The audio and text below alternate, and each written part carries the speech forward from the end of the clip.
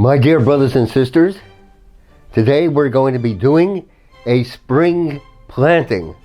We've been waiting all winter long for this, through the drear, through the cold, through the rain, through the drizzle, and now here we are at last. So let's get our victory gardens going.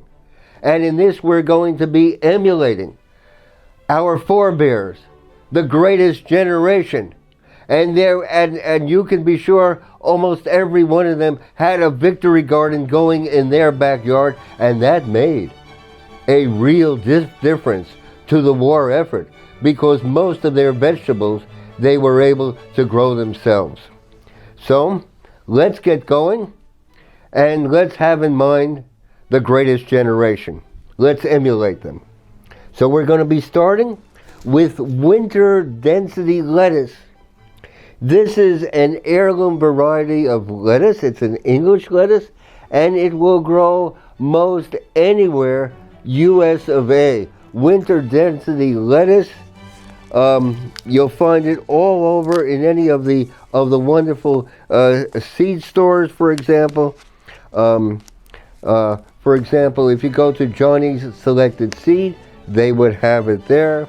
If you go to Pinehurst Seeds, they'll have it, and they'll be delighted to accommodate you. So winter density lettuce, it's a romaine lettuce.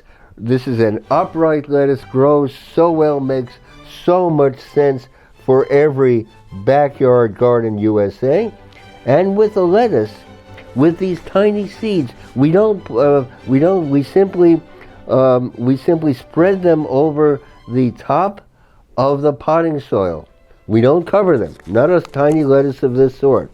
And then from the Seed Savers Exchange, magnificent people, we're getting our Grandpa Admer's lettuce, beautiful, gorgeous lettuce, shimmering with reds and orange and yellows.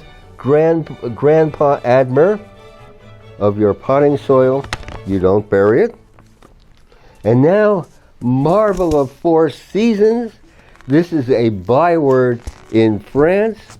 Another lettuce that will grow most anywhere US of A. So Marvel of Four Seasons, a privilege to sow a lettuce of this vigor and beauty.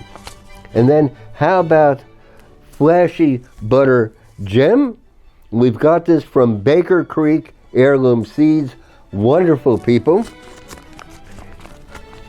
in the Midwest. Baker Creek Heirloom Seeds. Okay. And then for Renel Chalus, I'm sure I'm pronouncing the name wrong. And this is an Austrian lettuce, a gorgeous speckled lettuce going way back in European history. And there we go. So we've got France, we've got Austria. How about Russia? And here we have a lettuce called D. Rusi, or from Russia. It's an early lettuce, very hardy and disease resistant. So,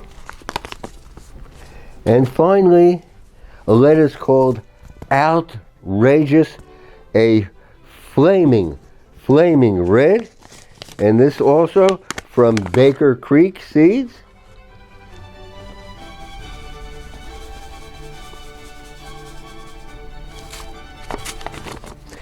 What victory garden is complete without kale, one of the most nutrient-dense vegetables there is?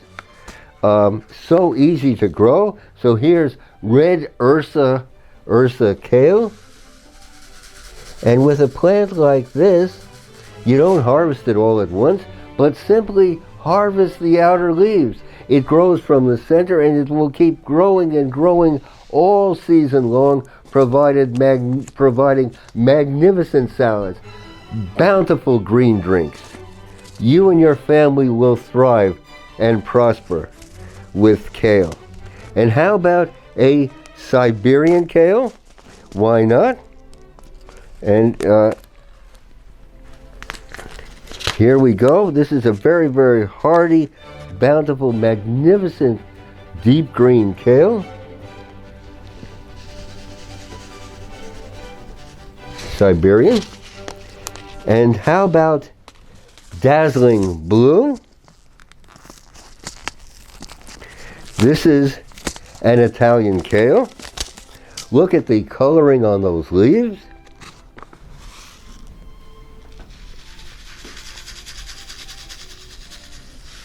Dazzling blue. And finally, the closest cousin to kale, collard greens, that are so adaptable and so compatible with your green drinks and with your bountiful spring and summer salads.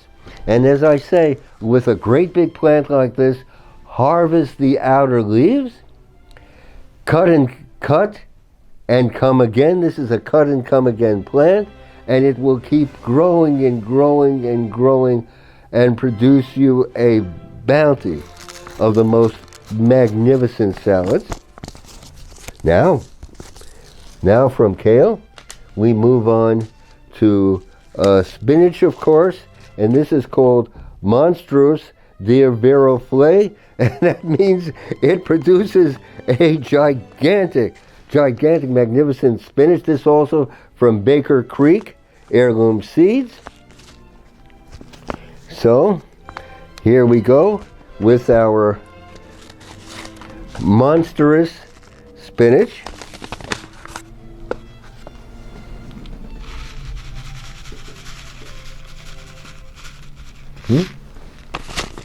And how about, to round things out, with a Swiss chard, and it's called Japanese mountain spinach.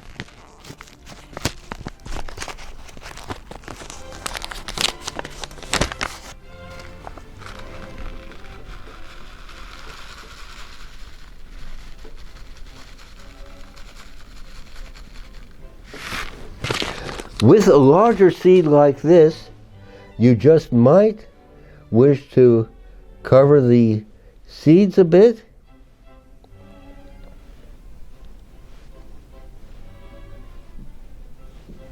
Okay, and let's close out this part of our planting with a magnificent blue spice basil.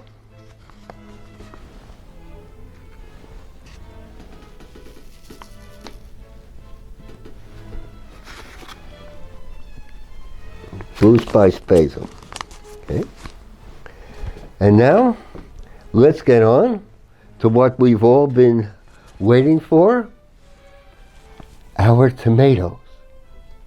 Our tomatoes, a privilege to plant them. And let us agree that no tomato tastes as good as the one you grow yourself. So let's start off with one that goes way, way back in American history, and this is an Amish paste tomato, magnificent, deep, rich flavor. So, Amish paste tomato, okay.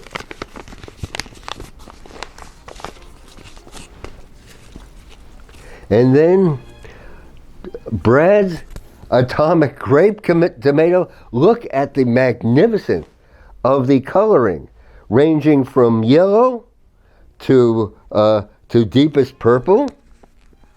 So Brad's atomic grape tomato. Here we go.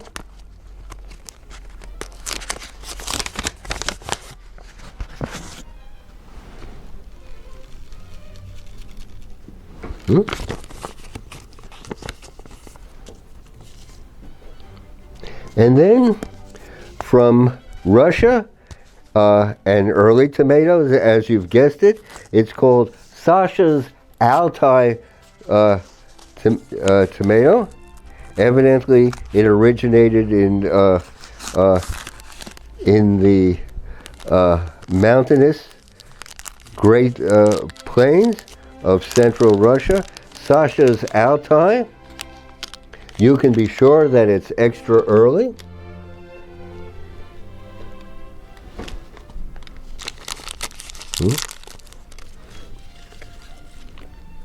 And now, of course, how can we not plant apricot zebra? Look at the coloring, look at the magnificent orange and yellows. Apricot zebra from Baker Creek.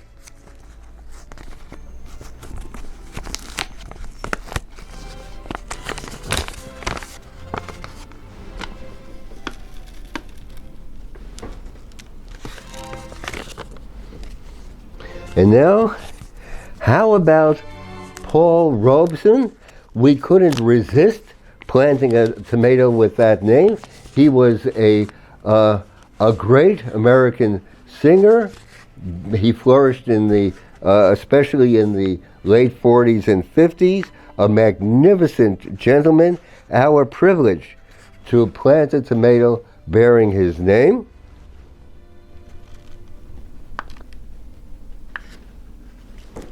And finally, blue Hellerus, and this is a tomato with a most unusual fluted around the edges, and basically a flat tomato with fluted edges. How could we resist planting this?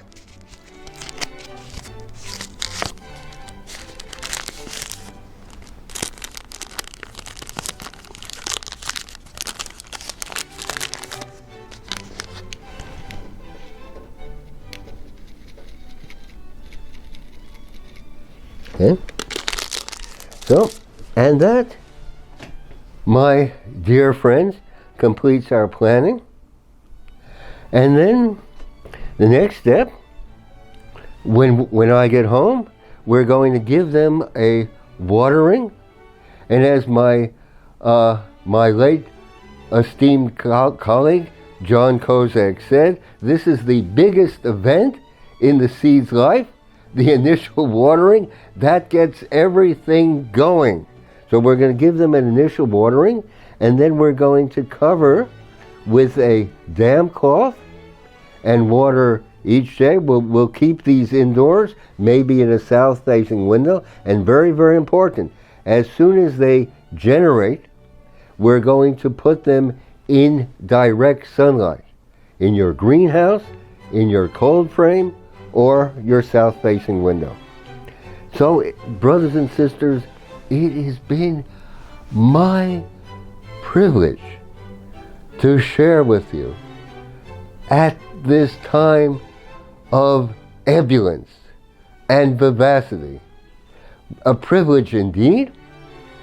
So let us go forward, each one of us, plant your victory garden. If you care about the food you eat, grow as much of it as you can yourself. Grow it yourself. It will reward you not just in nutrition, but with such soul satisfaction of hands and feet into this vibrant, living earth. Let's go forward with Victory Gardens, brothers and sisters. Your comments down below are treasured by us, and you might want to hit the subscribe button. My privilege to share.